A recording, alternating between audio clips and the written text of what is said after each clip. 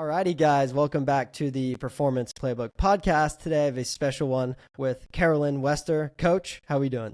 Oh, well, happy to be here. Super excited to have you. I think I found you a couple weeks ago, and I actually right off the bat commented on one of your videos. And I don't know if you've seen too much of diving, but diving's a pretty acrobatic, high intensity movement-esque sport. And when Indeed. when I saw you move a wrestler like that, I think you specified he's like 6 foot plus 200 and something pounds. Harry.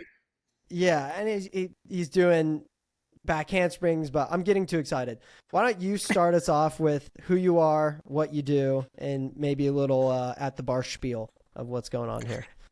Well, I'll give it a good go. I'm Carolyn Wester. I am the head coach of Wrestling Prep, which is a long-time dominant wrestling organization by Coastal, and I am the pro fighters coach at American Kickboxing Academy, which means I corner athletes when requested in the UFC and in Bellator, as you see on TV and those types of things. Yeah. And so, again, maybe I got too excited for the people listening. Coach here has athletes, wrestlers, which was the surprising part for me. And I don't know if that's just because I'm ignorant of the sport, and it probably is. But watching a wrestler move as you had them moving, I was like freaking. I was showing all of my other teammates. I was like, look at this. Look how absurd this is. This is a ginormous human doing the best back bend I've ever seen and running, not just like doing one statically, but like actively moving in that position. So a lot of your posts I see, and I kind of wrote this down just to not botch it, but the way you would describe it is sequential muscle order or sequential movement. Can you kind of Yes. like elaborate on that? Yes, for sure. So when I first, I was in my early 40s, the first time I ever went in a wrestling room. And when I was watching these athletes at Stanford, collegiate athletes, and I was just watching, my youngest child was wanting to wrestle in the club program there. And when I would watch, I asked them, I said, is your job to put the structure your opponent makes on the mat, shoulders down? And they said, yes, shoulder blades down. And I said, yes, do you realize that it's a trajectory, the order in which you're using your muscles, your torque, and your wattage is not congruent to doing that in a nice way, like I didn't know anything. And I said, in fact, if you were an engineer, you'd probably be fired. And gratefully, the coaches in charge were really polite. And the one athlete asked me if I could show him what I meant. And I'm like, I don't know. I've never wrestled before, but I'm pretty athletic. I'll give it a go. And so long and short of it was, I did explain it to him and show him how he could use his body better, more effectively, and increase his trajectory and the impact point, and then the method by which he stopped his opponent's potential movement. And he literally said to me, I think I'm a lot better than I was 5 minutes ago. And, by the way, I'm really, really good. Let's go. I'm really good in D1 wrestling. And sure enough, he was. So, that's really how it started. So what I saw, Brandon, from the beginning was a sport where there's no pre-genetic disposition. There's no gender bias. It's not like University of Kentucky basketball, where I'm from, where everybody's tall. Anybody could do the sport. You cannot stall. You are dependent upon yourself. And it's just this really great sport. So I saw all these, like seventh graders through high school trying to do what the coaches were asking. And when the athlete couldn't do it, the go-to default explanation was the kid didn't want to do it. The athlete wasn't working hard enough. They didn't want to do it. They were lazy. They weren't focused. And that came from both parents and from the coaches. The coaches, because they didn't know any other methodology or means to teach it. They were just saying what they'd been taught. And of course, each of these athletes, I mean, I imagine it's true in diving. Somebody has a long torso and shorter legs, or a short torso and longer legs. The way you rotate and all those things probably varies. And I was seeing all these components, these variables, and these dads and the coach, not so much the coaches, but the dads were losing it on these athletes. And I was just in a place in my other career where I wasn't under pressure to go back to work. I worked at venture capital, and I just started thinking, this is the order in which these athletes are doing this, the better ones. How can I teach a younger athlete to learn how to use their muscles in that order in a way that their parents don't understand, so they can't yell at them? And that's really, really, truly how it started. Yeah. And then it, turned into something big and very quickly.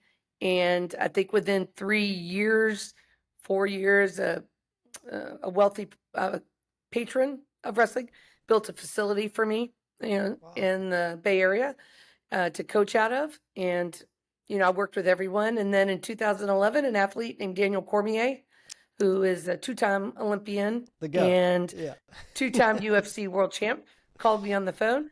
And he said, "Hey, I'm Daniel Cormier, and I wanted to know if it's okay if I bring some youth athletes to your youth wrestling program tonight." I'm like, "Sure." I had zero clue who he was. And I'm like, "Sure, you can come."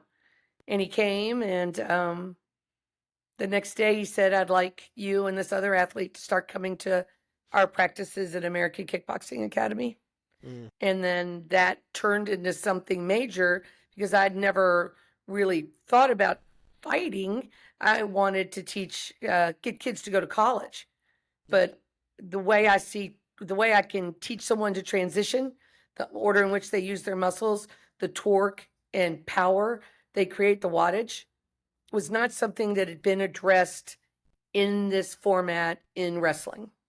So a lot of people watch what I do and they say, "Oh, it's just tumbling." But in actuality, somebody who tumbles, or a gymnast, they find what I do extremely hard, because I inhibit what they're trying to do. Often, I believe in tumbling or gymnastics, they're making a shape or a form with their body using force, but they're judged on the perfection of the shape they make. And in what I'm doing is trying to get them to use their muscles that apply to 85% of the technique that will work against the best math-based technique an opponent could put their body in. So I'm training their muscles to then teach them technique or enhance technique. I'm not trying to tumble or do gymnastics. It's just, after a while, it just gets to a point where these athletes, just asking them to engage the muscle is not enough. I need to put them in duress for a significant period of time. And the best way to do that is to ask them to move 7 to 11 times consecutively. And that's what you're seeing in the reels that you're talking about. Yeah, it's actually incredible. I actually do want to touch upon, just because I'm interested. So you started in venture capital, and then Yes, sir. And then you gravitated over towards the coaching realm of things. How did that? You just saw movement. You could kind of understand the biomechanics of what these wrestlers were doing, and you were like, "Let's try this." It was just at that for practice. sure. I mean, it wasn't so much that I said, "Oh, I'm just going to be a coach." I could see the movement. I'm autistic, and I could just see. I can see it, like people, like people can go to the kitchen counter and make something. You're like, "How did you do that?" I wouldn't know how to make that cake, or I couldn't understand, how did you know you needed baking powder instead of baking soda, whatever it is. But in my case, it was just a little bit different. Brandon, I just looked up and see that my battery, unfortunately, is about to jump. Can I plug it in real quick? Okay. Yeah, Will that absolutely. affect? I'll be No, quick. no, plug it in. You can dance. Yeah. We can cut this part too, so there's no problem here.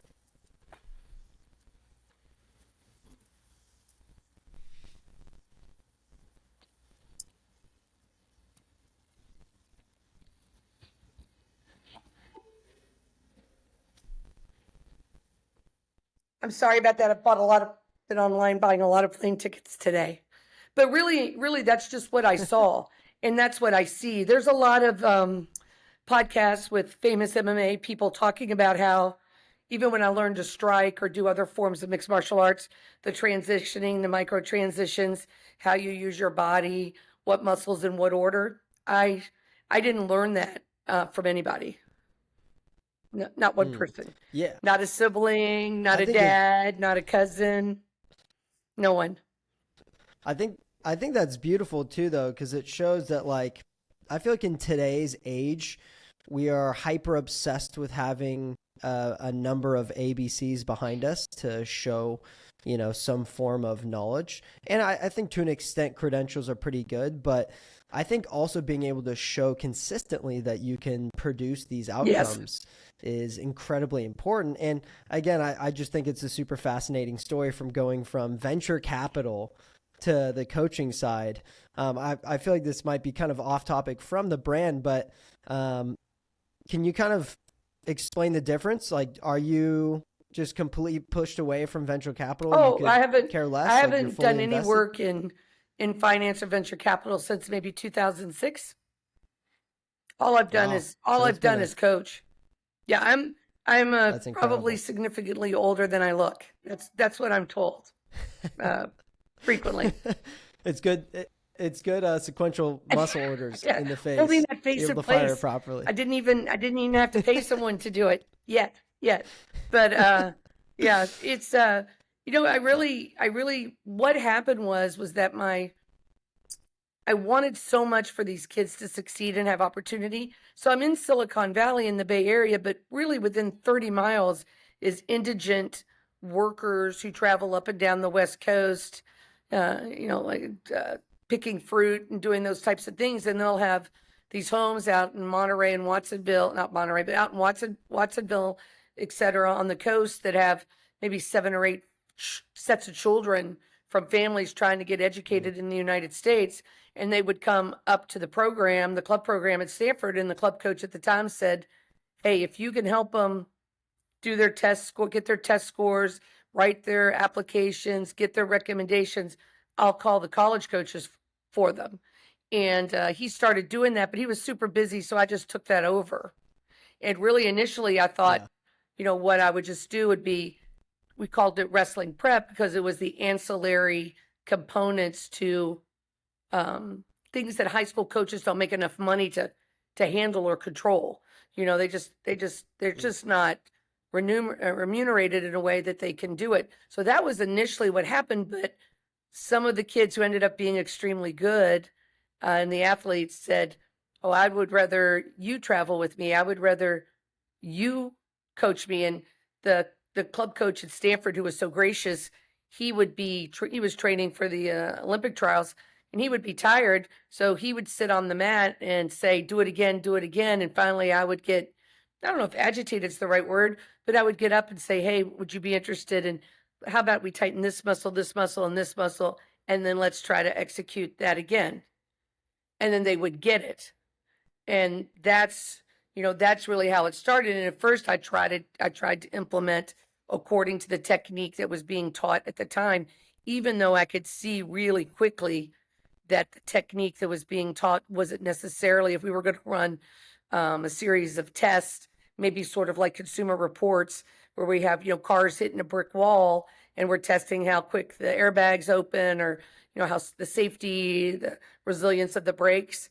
So once I started to test what I thought against the best body position opponent can make, I pretty quickly just kind of tossed out what other people would suggest I do or teach, because I knew it wasn't the most effective. And, that didn't earn me any friends.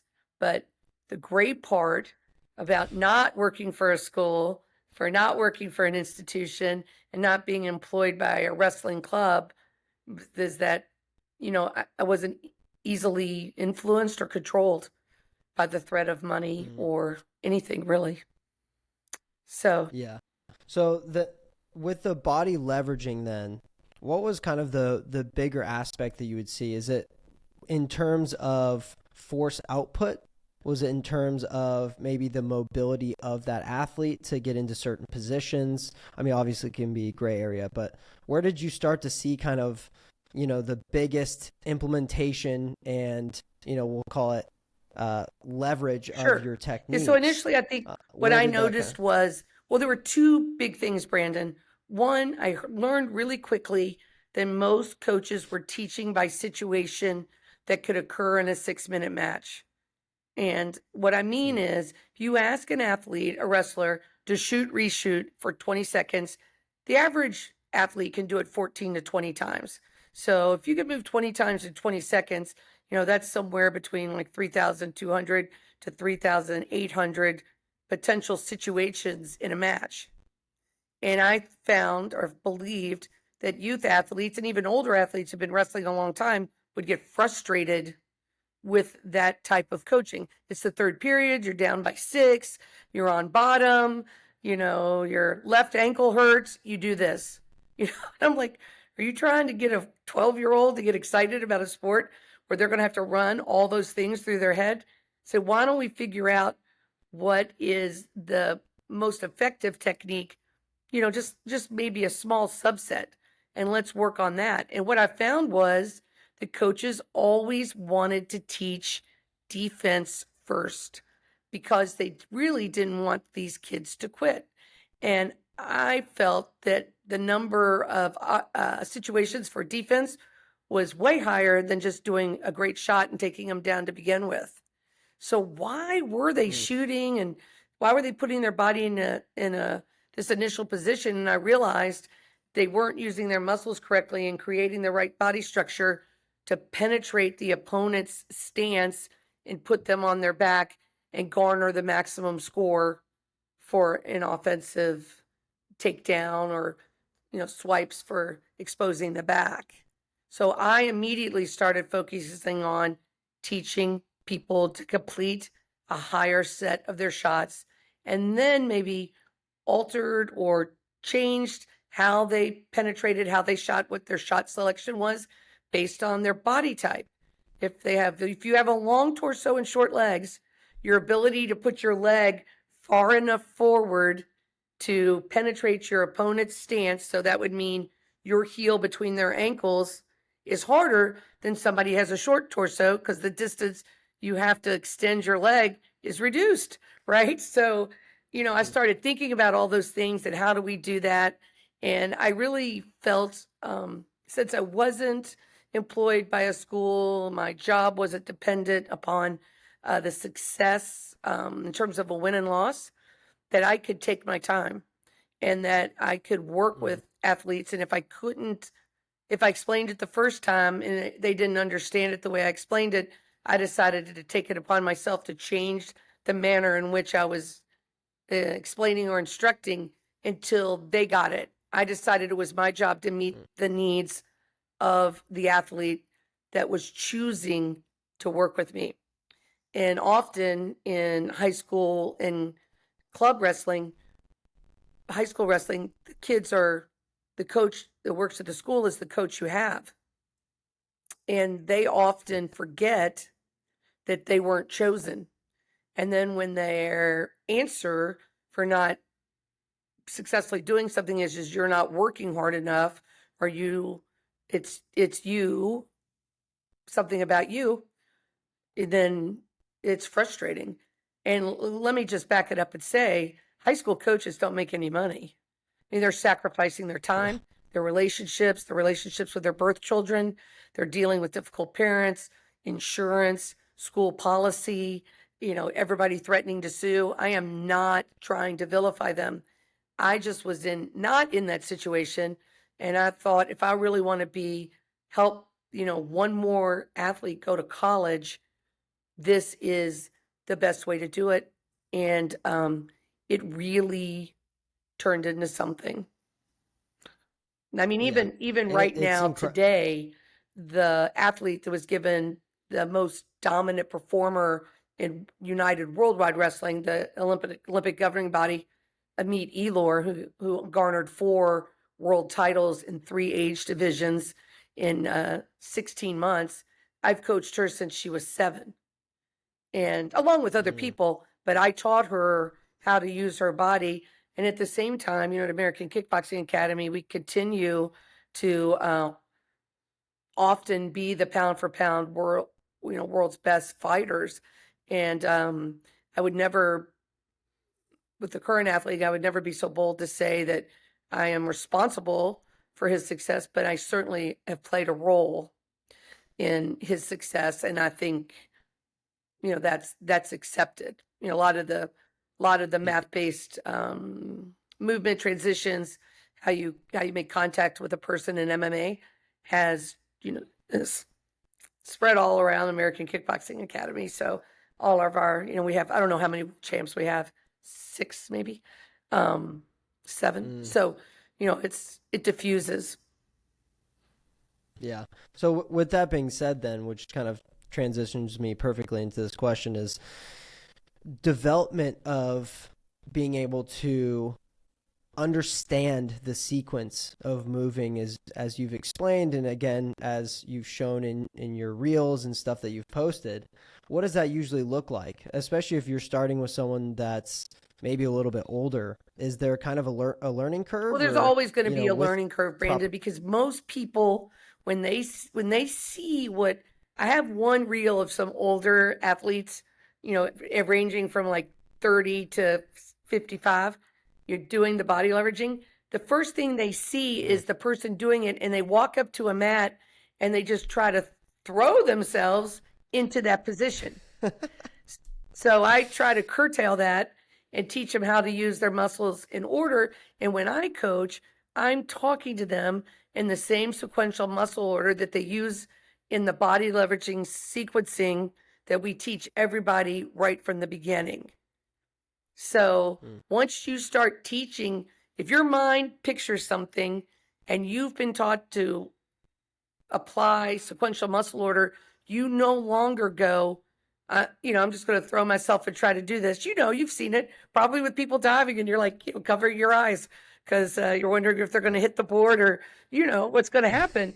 But once you learn how to do it sequentially, you deactivate trying to envision the shape, because it's all based on the order of the muscles. And once you feel it and you know how strong it is, and you're learning or building a technique-based shape, you will re-sequential. They re-go calf, quad, transverse ab, hamstring. They'll redo it in their head till they feel secure enough, their body's strong enough to execute the technique. So it's really an incredible way. And often, if I'm trying to, especially if I have a father or, maybe it's usually not the best fighters or the best wrestlers. It's usually like the ones whose self-image is based on being right in the middle. I'm sure you understand what I'm saying. And if they're particularly something, I'll say, hey, is it okay if I strike you in the chest? I said, I'm just going to strike you. I'm not going to use any muscle order or anything. And, and I'll pop them. And I'm strong. But when I put my muscle in sequential order and I pop them, they like, whatever you want to do, ma'am. I hear that Daniel Cormier tells people when people meet him and say, I know Carolyn, he'll like, don't mess with her. I watched her I watched her punch a grown ass man in the face one time. So he'll say, don't, she'll blank you up, don't touch her. Yeah. Don't surprise her, because she's not going to miss. Oh, I love that. But that has to do with muscle order. I mean, I never even thought about striking a person until I was almost 50. So, that I started coaching in 2005. I was 42, and I went to American Kickboxing Academy in 2011. And, now I'm 61 now. So, yeah. So you post a lot for these body leveraging movements. At least a lot of what I've seen is a lot of, I think because I'm so impressed with it, because mine's lackluster, but like back bridges. But it sounds like, I wish maybe we could pop up some video at some point, but you talk about punching. You talk about even seeing some of the video, they're moving forward, they're sliding like in wrestling when you're going to shoot and tackle. Are you consistently trying to coach every little movement, and you're trying to really, I guess in fighting too, I'm trying to wrap my brain around what your coaching style looks like, because I see a lot of the back bridges. So it's not really a back bridge. A back bridge is a position where somebody lays down and they put their hands by their head and they push their body up. Yep. And they make a shape that sort of looks like an oblong table. And there might be a center. Yep. What we're doing is putting the shoulders over the hips, over the ankles with the athlete on their toe, and we're holding that steady by engaging our shoulder blades together, and then we let our knees go forward in 45 degrees. And then there's a line from the knee to the shoulder, and they fill that out by using their hamstrings right at their glute hinge and push it forward. And then when they're there, instead of throwing their hands over their head and losing that structure, which is so germane to throwing, mat returning, taking people down, jiu-jitsu, judo, striking, wrestling. So instead of like throwing their hands over their head and going back to that oblong shape, I have them turn their hands out and continue to bring their shoulder blades together as opposed to bringing it up. And they use their transverse ab like a reverse pulley while they're pushing with their glutes, and they just lower themselves to that position with their hands turned out. Their hands never go over their head. So we just call it going backwards, building a structure, taking it backwards, because that is how it applies to wrestling. Okay. Yeah, because I look at that and I'm like, the mobility you would have to have in like your lumbar and thoracic spine to just boink over is incredible. But if there's something within your sequence that kind of allows them to kind of get around that, obviously, no matter what, they're going to work that. It's just an incredible. Well, people will say to me, I'm not flexible enough, or I'm not limber enough. And I'm like, really, it's just the order in which you use your muscles. And if they'll stand with me, or someone who knows, who's been coached by me for a while, we just walk them through it. And they're like, my back doesn't hurt. I'm like, yeah, we're not using your back. We're using your transverse ab right above like the pubic hairline. And that's where people don't use that muscle effectively and with their hamstrings. And they get themselves in situations, you see a lot of time in, I don't know about in your sport or if you all lift, but in fighting and wrestling, there's a lot of emphasis on lifting. And you get these athletes whose shoulders are forward and their ears are down, and they can't use their body correctly. So when they step to penetrate, or they step to strike, or they step to take someone down, or use their calf and hamstring to engage their lead leg correctly, they have no muscle control. But really, that's in your lower transverse ab that has to be tight. So we do a lot of training where the body's going up and down by using your hamstrings at your glute to control your transverse ab and letting you lower your body down with those muscles, as opposed to throwing yourself into, the back bridge they try to get you to do in elementary school. Sure. So then, with you saying that, and you're kind of talking about lifting, do you try to integrate these things within their strength training, or do you try to?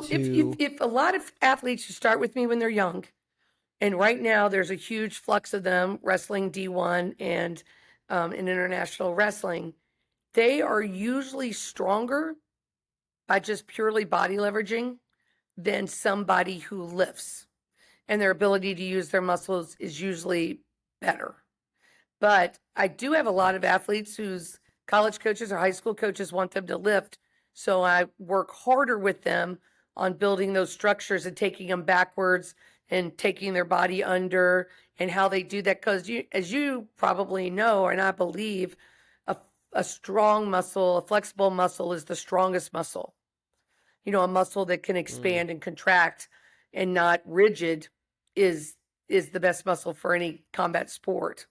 And probably true for diving too, right? You wouldn't want to lift and then not be able to rotate your body because you had succumbed to muscle memory just congruent with lifting, that probably, I would guess, wouldn't be helpful for your sport. Yeah, it's so interesting because I feel like maybe there's a million different ways to skin a cat, but you have to look at the extra work they do to make sure that you can compress into a position. So maybe such as wrestling, to where you have to get small, get forward, and then make sure your offensive tack is at least somewhat Well, here's fluid. here's where Maybe I is the best way to here's put where it. I suspect it relates to diving. I don't know, but to me, it seems like you're rotating rapidly, then all of a sudden you change trajectory to another position to maybe 2 or 3 times before you complete the dive. Yeah, So you have to control your body and change what you're doing. Is that correct? yeah, Well, we have to absolutely. do that in wrestling, and they just don't train it. So you'll see someone in combat sports or in wrestling, they'll strike or they'll shoot, and then all their weight will be pitched forward, and they don't know how to get their hips and ankles back underneath themselves and finish by maybe standing up and finishing off to a double, which has got to be, I don't know, maybe I don't know that much about diving, but I have to think it's similar. So when you see like the video you're referencing of Harry running on his knees and then pivoting, and then he's taking his trajectory straight up, and I have him move 7 to 11 times because that reaches the full circumference of a wrestling mat. So they're going to finish that shot and take that opponent down if they could train their body to do that. Where in most wrestling, they train they train very rapidly, but without detail and without getting Yeah. in the best position the whole time. I'm like, let's not even bother with that. Let's just do it accurately every single time. Okay. Yeah. I guess my point where Oh, I was sorry. going at is, oh, yeah, my bad. I was just going to point out, like, with the strength training, right? Diving, at least, you're looking at almost like an Olympic lift. So you're trying to have as much force as quickly as possible so you can jump as high. And that's where the mobility training or the flexibility training that you do before or after you train allows you to compress into that position as quickly as possible.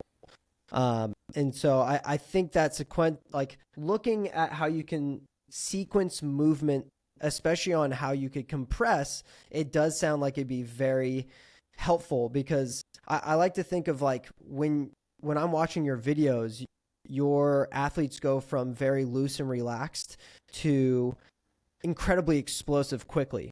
And so I feel like you being able to understand how to fire hamstrings and actually draw force from that properly makes all the sense, which again is very similar to diving. It's an interesting part of it that just is, as in everything, it's sort of organic, and over time you learn more about what you're doing.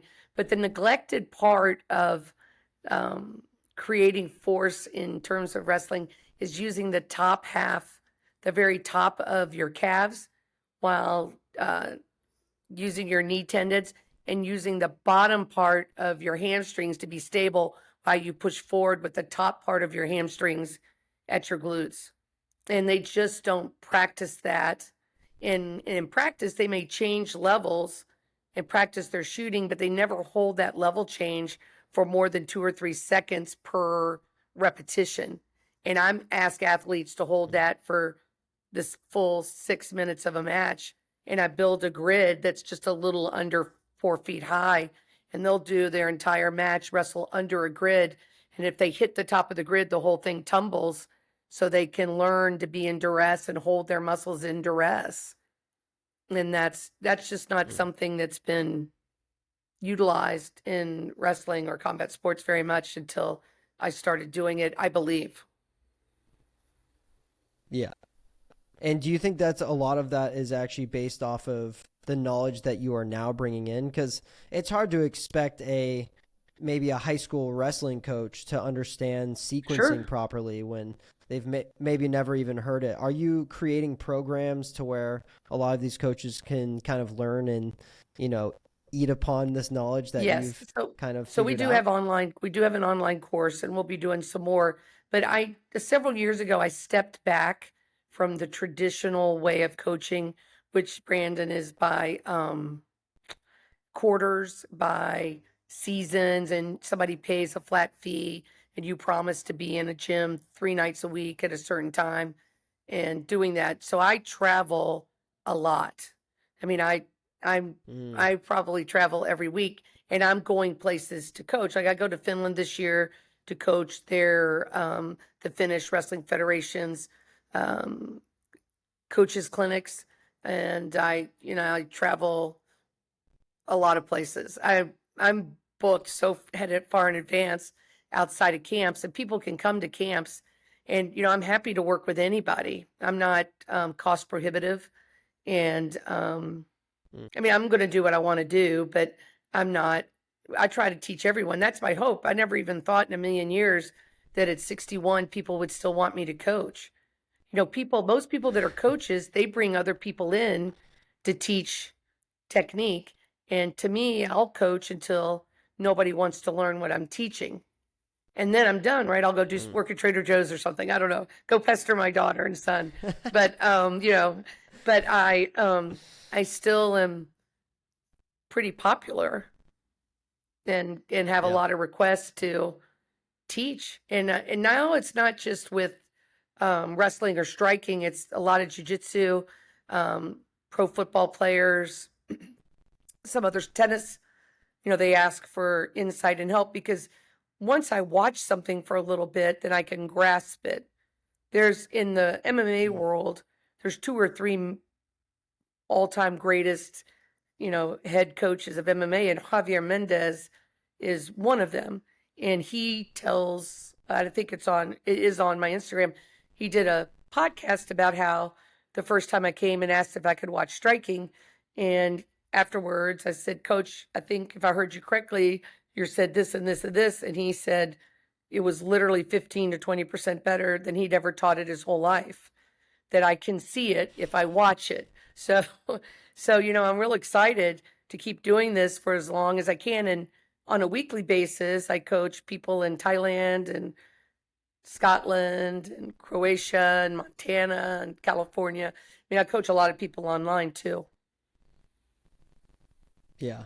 And so when you're taking an athlete, what would be your first initial steps? What are some steps that people can kind of take to build upon or integrate this into their own So training? I think if you think of your initial effort around the same would be if you and I were trying to build a structure that we were going to use in the backyard. Let's say we were going to put up a shed in the backyard. Every angle in that shed, would be 90 degrees, right?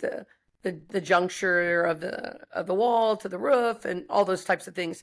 So learning to get in an L level, 90-degree angle, top, bottom, neutral position and hold that and learn how to move that structure and maintain it when you actually impact your opponent, when you hit them, collide with them, is the first thing to do. So once, usually my approach is, I don't say just do this because I said so.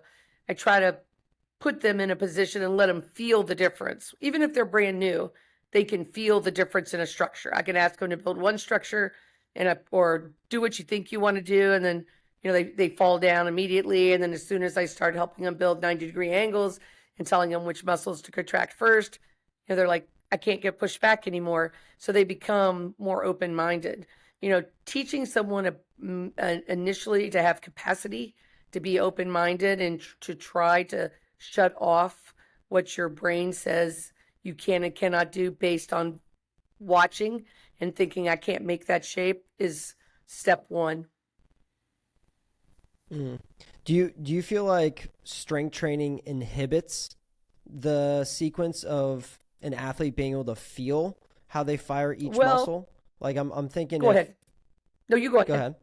Oh, I was gonna say, like, if you're thinking of a back squat, and them putting a lot of weight on the bar, and then coming down eccentrically into the bottom of the squat, squeezing the glutes, and pressing through their hips to bring the bar up.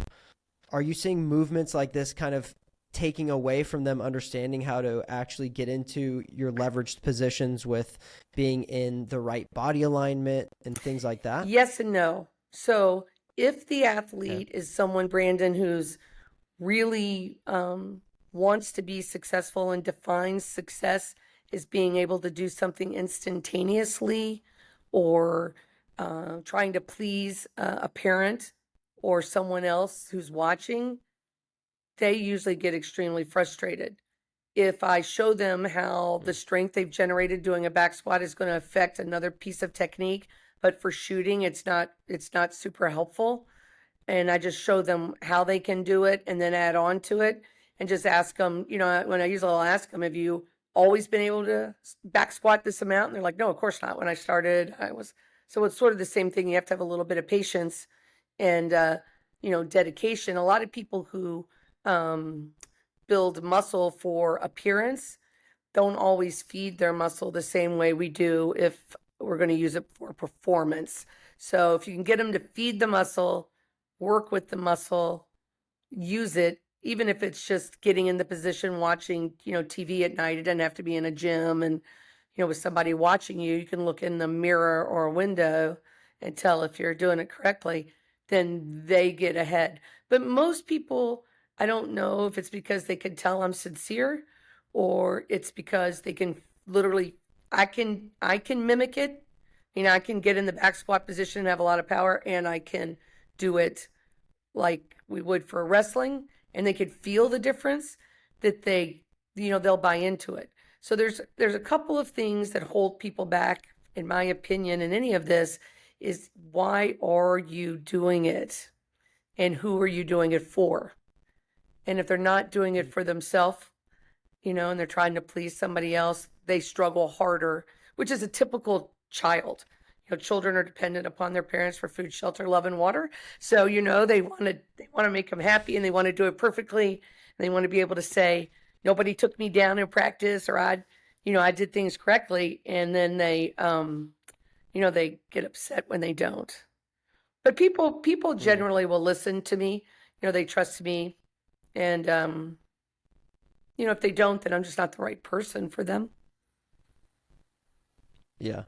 Yeah, so then just so I can, and maybe the viewers can kind of understand this, if we are solely talking about wrestling in this aspect, and just for, example's sake, so everyone can understand it, if we were going to change the mechanics of how a back squat looked for wrestling, what would be that tweak? Or is that very individualized based off of Well, how it that would person be moves within that? different. So if we were working on lifting weight or a squat of any kind to generate power for a penetration step shot, which is the most effective.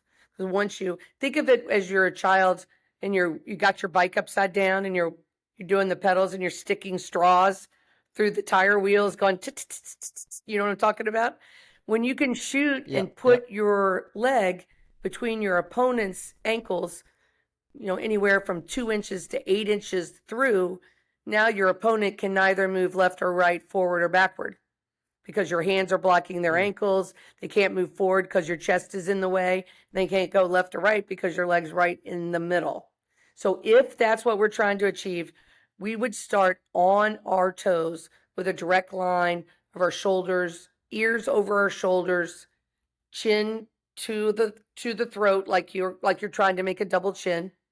And then you would pull your transverse ab against your spine, take your shoulder blades to each other in the back, and then keep your hips over your ankles and let your knees go forward and hold there. Then grab weight and push up from your upper calf to your hamstring. It would not be a flat-footed position. So it's like a very intense sissy squat Maybe. I'm not sure I know what that per is. se. To where, okay, yeah. So it's usually a sissy squat is where you're leaning your knees very, very far forward, but you're keeping your back essentially pretty flat while you're doing so. And the reason why we do it that way is that if you're taking this structure, right, we're standing up now, we're making this structure. If we take that structure parallel to the mat, that 90-degree angle is going to be on your trail leg. That foot will be your heel will be over your toe and your foot will not be flat. If you push off a flat foot and contract your calf and your hamstring, you're going to go up. You're not going to go forward across into the opponent. So that's why we have to train that muscle to keep the calves working that way. And in wrestling for the international styles where you have to seal up your leg and capture your opponent's leg, some people call it a Turk. There's all kinds of names for it. But if you like, just stay where you are and point your toe and flex your calf and then put your finger underneath your knee tendon and try to seal up your top of your calf to right to the bottom of your hamstrings. Now take your foot flat and tighten your calf all the way to the top. Put your fingers and now seal up. You can feel the difference in the strength of your calf. And that's that right there with your toe down and your knee parallel to the mat but not touching is how you push your trajectory forward when you shoot. Interesting. Yeah, so you would have in my mind, you'd have a lot of strength coaches saying that's way too sport specific and you're missing the point of what you would do in the strength room. But I think what I'm hearing from you is this isn't trying to be sport specific. You're trying to teach someone how to fire their muscles more efficiently so they can produce better force outputs without kind of just being broken down in the weight room. Would you kind of agree with that statement? I completely agree with that statement. And I would say that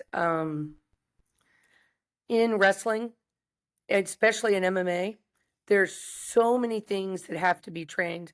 And if you're a college wrestler, you're running and you're lifting and you're going to 2 practices a day. And if you're at any type of an academic school like you were, it's not easy to maintain those grades, especially in your upper years. But the body leveraging takes care of the running and the weight lifting as you being dependent on the weightlifting to get strong. You could still lift weights, but you're not going to have to work as hard to be as strong as you can.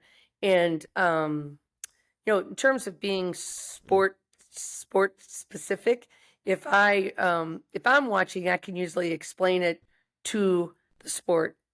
Not too long ago, I was in New Jersey and an athlete's mom wanted me to meet their strength and conditioning coach. There were 2 of them. And one was super frustrated with me. He was demanding to know who taught me this, where I'd gone, what courses I'd taken. Did I study kinesiology? All those things, of course, which I did none of. And then the other guy said, "Hey, I think she's just giving an autistic response. I think she's autistic." And I said, "I am autistic, and I am giving you an autistic response. But I'm not trying to frustrate anybody." And Yeah. But that is true, because people will, not so much anymore, but they would get in the room with me and then they would want to argue what I was doing, and they would just be going on and on, this book, this course. I'm like, well, why don't we just try it if you don't mind? I said, push me out of this position. And it'd be a 250-pound guy, and I probably weigh 170, and they couldn't push me out of the position. And they'd be so upset. And they're like, how can you do that? Why are you so strong? I'm like, well, there's a 90-degree angle symmetrically. There's here, there's this. I'm using my transverse ab. Then I hit my hamstring, not vice versa. So it, locks my body in place. And Okay. you should come visit. I like it. I would love to. That sounds incredible. I'll have to have you watch at the pool so we can analyze diving maybe more efficiently, so we can change things. Well, I'm interested in all that because it's, I think part of the reason I left venture capital so easily was the actual physical stimulation of my brain when watching the patterns. So one of the big keys I bring to wrestling and to MMA is that I can watch the other opponent move, and I can tell what the maximum is they're going to be able to do when they shoot. What's the maximum when they go to strike? Maybe we're gonna pull another 1/4 inch back and miss, every jab, because I can see it when I watch it. So if I can watch it, I can get it. Usually. Yeah. Yeah.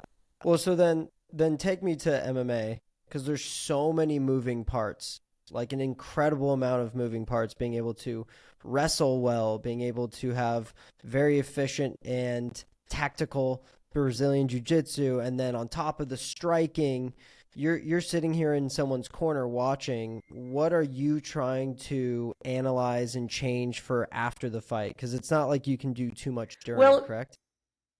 I think the reason Javier Mendez likes me to do it is because I probably, by conveying muscle usage and how they I'm like, tighten your left calf, right before they're getting ready to strike, so their force goes up. I can do.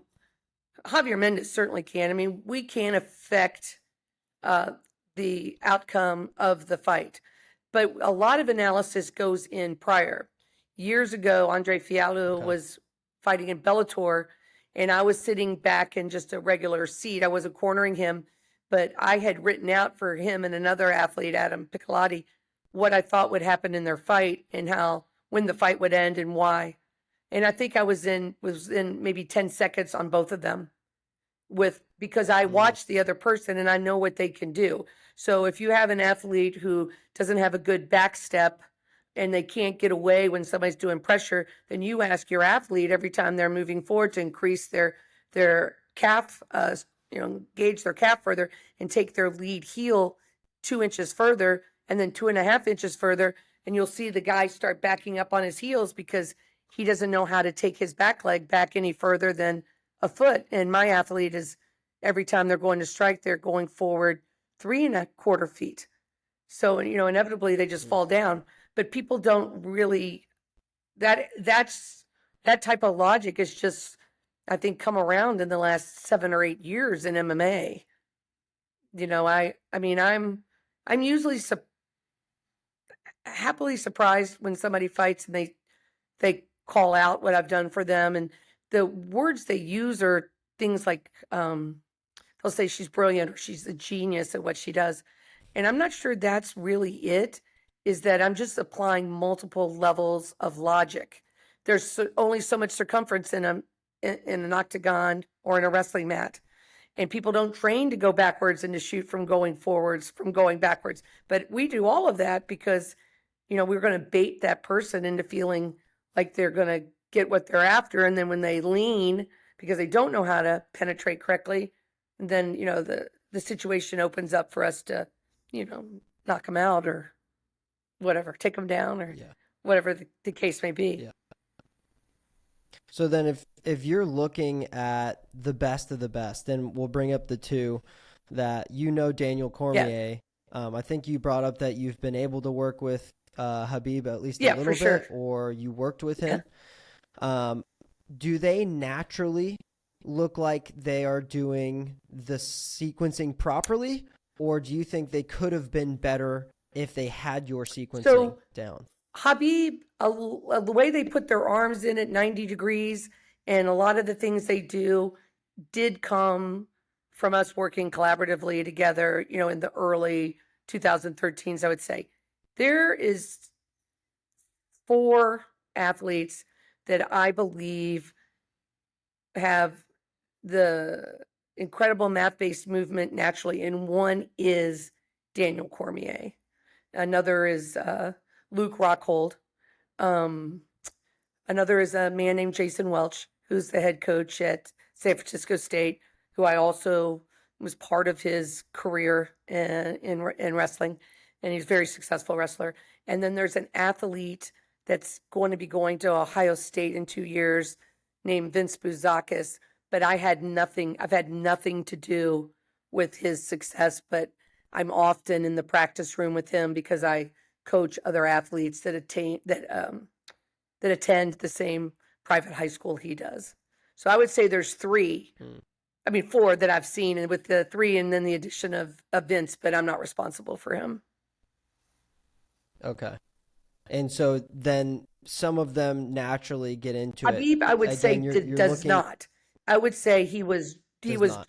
So a lot of times, I remember years ago, Daniel, there was an athlete from Russia who Cormier had lost to in the semifinals of the Olympics. And he was there, and Daniel, they were drilling, Then I started working with someone, and his interpreter came over, and the guy was jumping up and down, and he was saying, she understands, she understands, she coaches like a Russian. And I get told that quite a bit, that I coach like a Russian. Or I was in Estonia for a tournament, and people would come up to me and touch me and say, Habib, Habib, like they pull up a picture of me with Habib, or in the corner with Habib, and they get that's the way I do it. I think Habib was, his father Manap was an incredible coach, and I think all of those athletes, Islam, Habib, and I think Islam could end up being a more natural, easier to learn fighter than Habib was, and then Umar and Usman, and then there's several others coming too. But that's from being the way they drilled as children,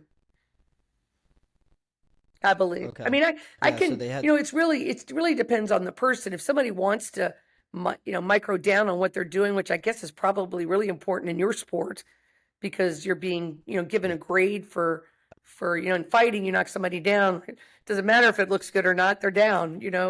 It's different in your sport. But I think for people like in your sport, or athletes who really want to, who have a big capacity to be open-minded, then they embrace like the micro drill down on even the smallest items. And that's where, the whatever analogy you want to do, but that's a difference maker right there. Years ago, an athlete who was very good in college and wrestled some internationally said to me, if I would do 20% of what you saw, I would be 80% better. I've just been wrestling too long, and I don't want to change anymore. And there's nothing wrong with that. There's nothing wrong with that. Yeah. But he never claimed that what I was saying wasn't valuable. He just didn't want to do it. And there's no problem with that. Yeah. So then if you're coaching an athlete online, is these programs that you're doing, because it looks so intensive and so elaborate, are you doing training while they're doing it? Like this is like a Zoom call and you're going through each movement, or is it filming, you're teaching them how to do the movement, they film it, and you guys kind of go back and forth? No, it's usually on Zoom, and they're doing it. Okay. So there's a combination of what you do. So sometimes, Brandon, when kids come to train with me, their dads, they want them to get it perfect the first time. And I'll work with them for maybe an hour and a half. And then a group of athletes will come in, and they'll all start doing the body leveraging. And of course, most of those people have been doing it a long time, Kaylee Hall, and they're just doing their thing, and it's beautiful. And the kid is just sort of flopping, and the dad's like, why aren't you correcting him? I'm like, they're going to learn this in increments. Your athlete took in a lot of information for an hour and a half. Their body is screaming. You have no idea how really sore they are. You're going to find out. And just letting them be accepted of people, and all the other athletes are, they were all that new person. So they're all very accepting of them. When I do it online, sometimes when I'm online, I'm putting them in a specific position, and I'm asking them to hold it a length of time, Brandon, and then asking them to do that maybe 3 or 4 more times before I work with them again with a specific, set clock. Like I'd say, I want you to hold that position for 5 minutes in a 6-minute time frame, because their knee's going to come down and we reset. But, the average person, it takes a while to be able to do it. Like if you and I were just standing next to each other, and we were doing it next to each other, and my, meniscus-ridden, no meniscus knees are clicking, and you'll be like, I'm going to hit her, because you would be in so much pain, right? And then, but the reality is, if you're open-minded, you go, how many more muscles are there that I'm not using that I could use to be even better at what I do? How much more can I go? But, it's sports is competitive and mental, and you're trying to please a lot of people, yourself, and I'm never going to be the athlete you are. I'm never going to compete in the Olympics. But like you're the very best of the best. So you know what I'm referring to. But that's what we do online, and it's super effective for any sport, especially for people who play football, because they do a lot of things in football where they're explosive at the end, but they're not practicing sequential muscle order with 7 to 11 movements. Like they'll run and turn, and catch the ball. And then they'll go in the weight room and they'll do the explosive weightlifting that you're describing, but putting that same sequential muscle order and asking them to do 7 to 11 different movements in a row and increase their trajectory as they go. And increase their velocity as they go, and then change their trajectory. That's where football is really key. And that same athlete we were discussing, Harry, he is going to be recruited for both football and he's a great running back. He's going to be recruited for both. And every time I teach him something for wrestling, I say, I think because I've gone and learned what the measurables are that they look for in college recruiting for football. And I'm actually helping him work on it at the same time as I'm like, this is how you would finish this in technique for wrestling. But I think in football, it would be this. And so, you can apply it if you want to. And the online is really cool. Yeah. Yeah. So the reason why I was asking, just because it's theoretical until you can try it. And so the reason why I asked if you're online sending cues to someone, I was trying to think of a way that maybe you could explain someone at home, be able to kind of play with and try to feel the sequencing. Yeah, you and I could do it right now if you want. Advice on how they could back that chair up. Okay. Back that chair up and turn that camera down. We'll get right on it. How's that? Okay. We can try it for sure. This is a first. Sorry, we're making some movements There here. we go. Here we are. Okay. Excellent. So if you back up maybe 3 more feet. And I want you to turn to your left. That's your right. Yep, that's your left. And again, turn to the left again. Another quarter turn. Yes. So I want you to take your left foot and put it forward about 2 feet or 2 feet in front of you. Yep, a little bit further. And I want you to step back a foot with your right leg. Yep, both feet flat. So from here, you could squeeze the muscle to the left and the right of your scrotum. That'll help you maintain your balance. And they don't need to be directly behind each other. Your right foot can be to the right just a little bit. So from here, engage your calves, particularly at the top of your calf. Pull your quads up into your lap. Take your transverse ab right above, like where your underwear line is, and pull it against your spine. And then hit your hamstrings and pull your sternum up. Let your chin go up and forward about 1/4 inch. Yes, now bend from your transverse ab by taking your shoulder blades together and take your body parallel to the floor, but without rounding your back. Forward. We're going to go forward.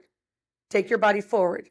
Don't bend your knees yet. Go all the way forward to your body's parallel to the mat. Yep, keep going. Look forward. Take your chin forward. Look forward at the wall. There you go. Keep going lower. A little bit lower. A little bit lower. There you go. Now let your right knee go down till it's parallel to the mat, but don't touch the floor. Keep bending it. Keep bending it. Let your left knee bend too. Let your left knee bend too. Yep, there you go. Keep pushing your up. There you go. Now you're going to take that whole back structure of your right leg back 2 inches till your knee is underneath your hip. Yep, a little bit further. A little bit further. Yep, now take your left rib cage and put it on the inside of your left thigh and bring your body down lower. Keep coming lower. Yep. There you go. Okay, so we're going to hold here for 5 minutes. How does that sound? Here, do you want me to time you to see how long you can go?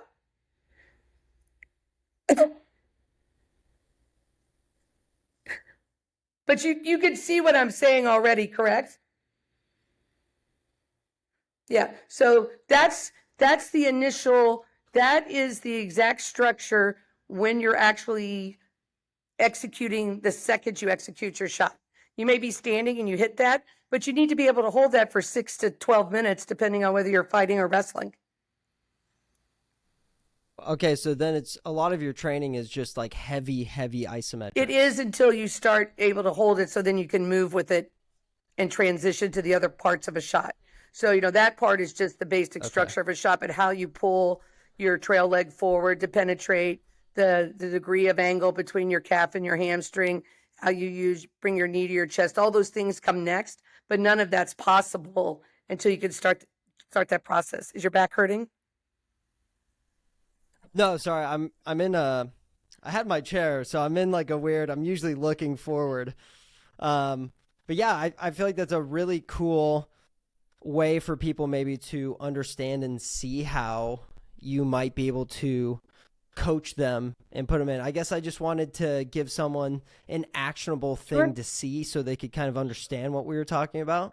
I can help you try to go backwards if you want. Backwards?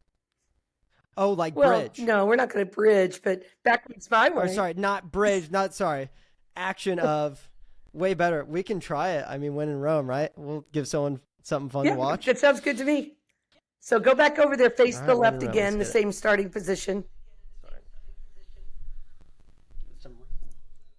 Turn to your left. So here, just stand like you would. So right now, go on your toes as high as you can go with your legs straight. They don't have to be tight, just straight. And you're going to look forward. So right here, without letting your chest go forward, use your triceps to turn both your shoulder blades toward each other, and your hand will open up to the side, sort of looking at me. Don't lean back, sweetheart. Yep. Keep your shoulders over your hips, over your ankles.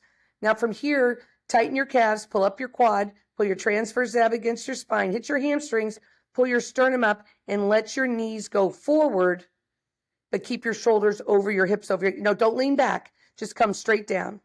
You're letting your hips go forward. Just let your knees go forward. Yep, come on, stay on your toes. There you go. So now from here, you would turn your shoulder blades a little bit more in your triceps and there's a line from your shoulder to your knee, and use your hamstrings at your glutes to start to push that forward, but don't let your shoulders go backwards. Yep, push forward harder. Keep turning. Take your ears back so they're over your shoulders, but don't let your shoulders move. Now keep pushing. There you go. Keep going. You'll go all the way down. Turn. Keep turning your hands. Yep. Just keep lowering yourself. Keep going. You're doing great. There. Yep. And then your hands will turn and you'll just put them on the ground. Yes. There you go.